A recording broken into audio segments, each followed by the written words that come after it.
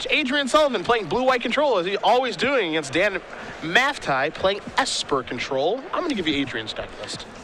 And Adrian's been a pretty faithful soldier to this blue-white control list. He's played it to a lot of success in opens and on the PTQ circuit and such. It is a, control list. Basically, he has 1 Aetherling, 1 Elspeth to win with, 4 copies of Jace. A lot of interesting one-ofs. A lot of people do not play, like a Cyclonic Rift. He has a Disperse main deck. We've seen him in previous opens use that alongside with Detention Sphere to permanently exile something. So I love the Disperse. Ugh. Adrian very practiced with this list. Yeah, this is a list that, as you mentioned, a lot of results here with this list.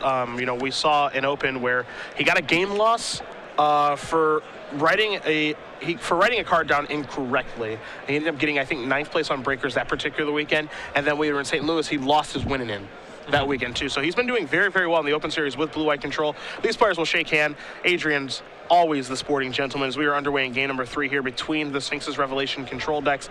Obviously, these players are going to have to get rolling. They've got about 13 minutes on the clock, and this is no short affair between these decks. No, and in this matchup, I really like the Esper control list, as access to Thoughtseize in the post-board games is more powerful than anything Adrian can really bring to the table. Maftei going to play another Scry land. You see Sullivan with his upside down lands that he plays. If you've never seen Adrian play before, he does play all of his permanents upside down, so his opponent can read them. That's all. Nothing crazy going on. It looks like we have a Thoughtseize here. Sullivan going to lay his cards down. There's a Gainsay, a Dissolve, a couple of lands over there. I believe a Fated Retribution in his hand. Yeah, this is why I believe Esper has an edge in the matchup. Duresses and Thoughtseizes are just very challenging to beat in a control mirror match. It allows Dan the ability to more proactively resolve his Revelations, and if he is able to resolve Revelations, more proactive stuff to do the following turn instead of just discarding to hand size. Now, one card that Dan doesn't actually have is Nightveil Spectre. That's a card that's been really, really popular in the sideboard of Esper control decks. A lot of Esper control decks moving towards creatures, but that's not something that Maftei is actually doing this weekend. He's got a lot of spells in his sideboard, up to and including 4 copies of Thoughtseize. Yeah, being more proactive is pretty common in the post-board games, no matter what tools you choose, and certainly Nightveil Spectre has gained a lot of popularity for that slot recently. Yeah, Sullivan, his approach is going to actually be more reactive since he has access to more counter spells because he's not actually splashing for a 3rd color. You're going to see a Temple of Deceit for him, but that's just to facilitate scrying here. Adrian going to take a look. He's going to leave it on top and pass the turn back. This will actually be a copy of Keening Apparition, a 1-of in his sideboard. Yeah, we also saw 1-of in the Esper mid-range list that we just saw on camera. Certainly powerful alongside Whip of Obsidian potentially, and also just being more proactive, helpful in the post-board games. A Gainsay is going to allow Sullivan to fight over this Jace, but a counterspell back will mean that I don't think so. Here is Jace. This is going to tick down, and this is part of the reason you have to like Keening Apparition, because that's going to be able to finish off Jace. You see some cards here. A Jace to dissolve and a land. Sullivan will split those Dissolve versus, saying, I don't want to have to deal with counter magic. I think I can control Jace, so Dissolve will go to the bottom, and Maftei will actually take the Jace and the land, as Sullivan will quickly untap. He's going to take a draw. This is a Temple of Enlightenment, so it'll allow him to scry. He'll consult his hand very quickly. Top card's going to go to the bottom. Apparition's going to finish off Jace. And part of the reason that Mutavault is so powerful in the post-board games is the ability to handle Jace after it's minus, which is a very common line in the mirror match. And Keening Apparition is even better because once the mana's been spent, Adrian doesn't have to reinvest like he does in the Mutavault. Yeah, Maftei is actually just using the Jaces, it seems like it's just kind of overpriced divinations that also provide a bit of a fog effect too. It looks like he's going to deploy another Jace here in just a moment, and he does. Sullivan's hand not particularly good right now, as Maftei is going to actually tick up Jace. So he says, I want to actually protect this a little bit. He's going to play a Hollow Fountain tap and pass the turn back over to Sullivan, who will take a draw step very quickly. He's going to fire up Mutavault. He's going to get after Jace. 2 triggers, going to knock that down to 3, as those are only 1 power creatures. Another Mutavault here from Adrian, and all he will do is simply pass the turn back over to Maftei, who will draw a card, and we'll see if he has anything sweet to do this turn. Well, he has a copy of Sphinx's Revelation in his hand, and I'm not sure, along with the one he's flipping over to Jace right now, and I'm not sure if Adrian has any way to contain it. You see Adrian's going to split Revelation versus Maftei is going to take the Sphinx's Revelation, one of the most powerful cards in this matchup. Sullivan going to quickly untap. He's going to take a draw. You do see the Elixir of Immortality out there. Looks like Adrian may have just picked up an Aetherling as well. But he's going to start by casting an Azorius Keyrune, a card that he is a big fan of, as this is another card that allows him to A, keep attacking, and B, contain Jace. Yeah, taxing Planeswalker is really valuable for the blue list, as is mana. So yes. It makes some sense. And the fact that he can accelerate a little bit, you know, into Revelations and things of that nature has got to be pretty nice. Can work his way towards a fast Elspeth as well. As here's a Revelation for Maftei. He's going to draw 1, a 2, a 3, a 4 copies, and make it 5.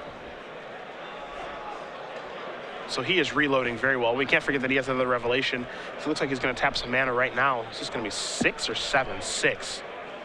Maybe a copy of Elspeth or maybe an Aetherling. Looks like it's going to be the Planeswalker. And this outclasses all of Adrian's little attackers. How certainly. dare you? How could you say that? Azorius Keyrune can the go to the Keyrune- skies! I'm sorry, I shouldn't have said that. The Keyrune is still good to go. You see a little scry action here from Maftei. He's just going to pass the turn back. Sullivan going to draw a card here. And this is a copy of Glare of Heresy. Will we fight over this? Maftei does have a copy of Negate in his hand. Adrian's shown some weakness in the last couple of turns, not fighting over Revelations and not fighting over the Elspeth as well. So it looks like Negate does take care of the Glare. Now Sullivan's going to tap some mana. I wonder what this is going to be. This is going to be fire-upping up Mutavault. Actually, he's just going to cast Fated Retribution. So this is actually a really nice turn here for Adrian, because even though he's going to lose his copy of Kidding Apparitions, he's going to clear up some stuff. He's going to get the Scry since this is on the main phase. He's going to figure out what he wants to do. He's going to leave one on top, one on bottom. He's only got one card in his hand, though, so definitely some weakness here. yeah, I think he's just in a lot of trouble too. Also, keep in mind, just Dan has so many discard spells to be drawing over the course of this game too. So it's really hard for Adrian to set anything up. His counter spells are likely going to be way less powerful than Dan's are going to be. There's just a lot of bad things going on for Adrian right now. And Maftei is going to resolve a main phase Revelation right now. Yes, he's going to have to discard some cards because it's a Rev for 6, but he doesn't care. No. He says this is important for me to actually resolve at this point. So he's going to do his discarding, and Sullivan's going to take his turn. You see the players really shortcutting here because, hey, we got to get moving and grooving because of this clock. This is a spot where Aetherling could steal the game, though, if Adrian has it. The shields are down. This is some mana. That's a Jace, so it's definitely not an Aetherling. This is going to turn over a couple of cards. There's a Negate. There's a copy of Aetherling and an Attention Sphere. Choose wisely, Mr. Sullivan, because I'm sure this is not the exact time that he wanted to turn over Aetherling. One of the few times, I think, where, you know, turning over Aetherling right now is actually pretty poor because he can't cast it, and you have to believe that Maftei is going to be able to counter it next turn. Yeah, some sort of gainsay or Thoughtseize. It's you have to imagine it's not going to be good here. Yep. Sullivan going to consult the one card in his hand. Now he has to make a decision on the split. Do I want the counterspell in the D-Sphere, or do I want the Aetherling? And he says, I want the counterspell in the D-Sphere. Aetherling, you'll have to come later. And he's just going to pass the turn back. Will Sullivan with some mana available. No attacks there with Mutavault or the Keyrune. Here's a Jace from Maftei. Yeah, I think with Dan at 30, it's more important for Adrian to be able to play around Syncope than it is to hit for some damage. Little scry action. Going to put the top card to the bottom. Jace is going to take down. This is a Last Breath, along with the Dissolve and a Temple of Enlightenment. Last Breath going to go to the grip. Might be a little surprising to see Maftei leave that in, but it does a fantastic job of taking care of Mutavault, which is great in the mirror match. Yeah, it's possible he's also seen some of these random creatures that Adrian has as well. D-Sphere going to take care of Jace. You see Sullivan's not going to fight over that. He will take a draw, however. He's going to play a Temple of Deceit. Top card is what he's going to look at. That's going to go to the bottom for the blue-white control player. Is it time to fire up Mutavault?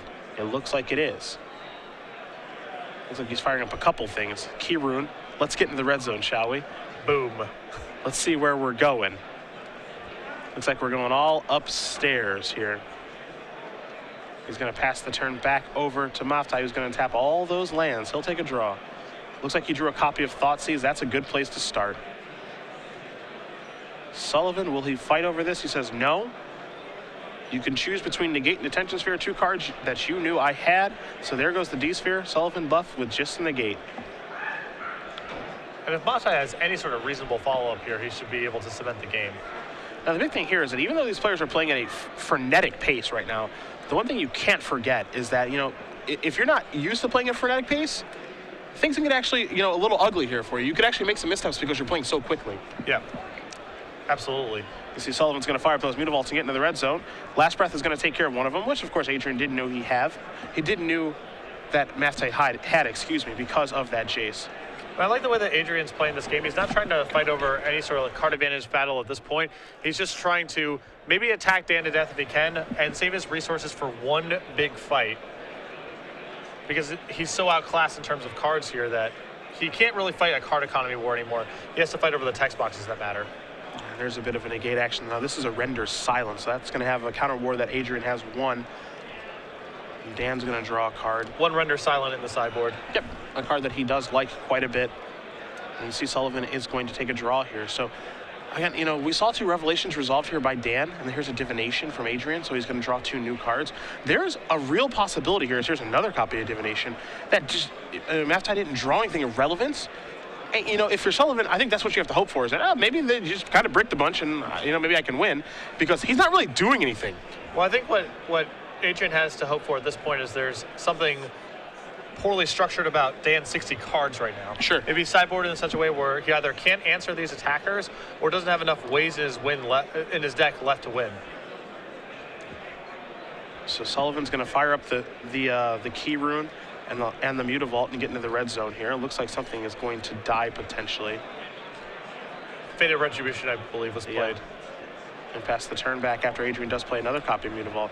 So Maftei is going to draw a card. You see there's a Pithy Needle in his hand right now, among other things. Looks like he's a little hesitant to actually play a Needle because, you know, he could play Needle on Mutavault, but he has Mutavault of his own, so it would shut that off. And now Sullivan says, let's try to resolve this. A little counter war here. And, wow, the Sphinx Revelation is actually going to resolve for Sullivan. Okay. Yeah, it looks like Dan's hand's just a lot of detention spheres and such. You see these players are, again, they're moving at an absolutely frenetic pace because you see that we're under 4 minutes here on the clock, and they know that in a 10-round tournament, you do not want to draw in round 1. Mutavaults is going to try to block Mutavault. Celestial Flare is going to take care of that. A card in Sullivan's sideboard. If you saw in the last turn as Adrian does play an Island, he resolved a Sphinx Revelation for a relevant amount. Now he's actually the one with the more cards here. Maftei's going to play Temple of Enlightenment. That card's going to go to the bottom. Sullivan's going to quickly untap. Mutavault's going to get fired up. Maftei at 16. Will he go down to 14 is the question. He's going to take a moment. It looks like he is. Sullivan's going to play a Plains and pass the turn back over to Dan, who will take a draw. It's a copy of Thoughtseize, so we can see what Adrian has potentially. It's a render silence, so Dan says, actually, I don't think so.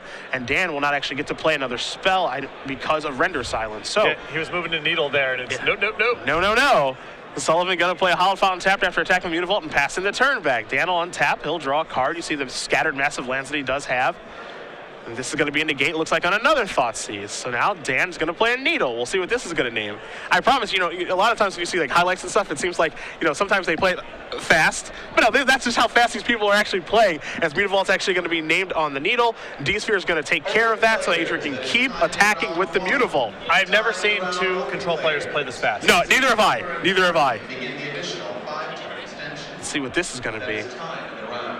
This is a copy of Revoke Existence on the Detention Sphere. It's going to give the Needle back. It'll probably come back and name Mutavault again as Sullivan's going to untap. He's going to take a draw, and it is Mutavault again. So now here's a divination. Sullivan wants 2 more cards, and he's going to get them.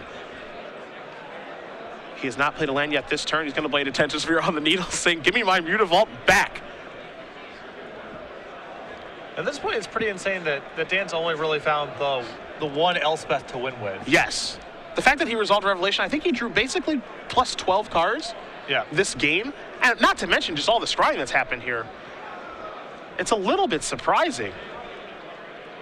Especially since in the post-board games in these matchups, most decks are trying to bring in more win conditions. Yep.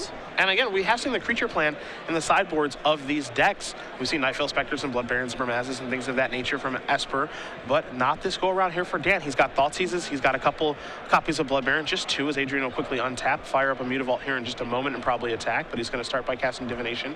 So 2 cards coming here for the blue-white control player. There is a Mutavault. It's going to put Dan down to 4. You see we're underneath 2 minutes here on the clock. Sullivan's going to actually cast a copy of Debtor's Pulpit, the answer to Aetheling. We found it. Yeah, it was pretty popular in Block Constructed. It was almost the only answer to Aetheling in the format. Yeah. And it can also do some good work against large green decks too. Yeah, for sure. I mean, it's an obscure answer, but it's an answer nonetheless. And Sullivan's going to attack here, put Maftei down to 2, and that is going to do it. A lone Mutavault gets the job done, and Adrian Sullivan, what on earth did we just see? Playing at a pace that was difficult to commentate on, gets the job done. 2 games to 1. What was that all about? Sometimes you got to get moving. No, moving and grooving. I just don't know what was in Dan's deck.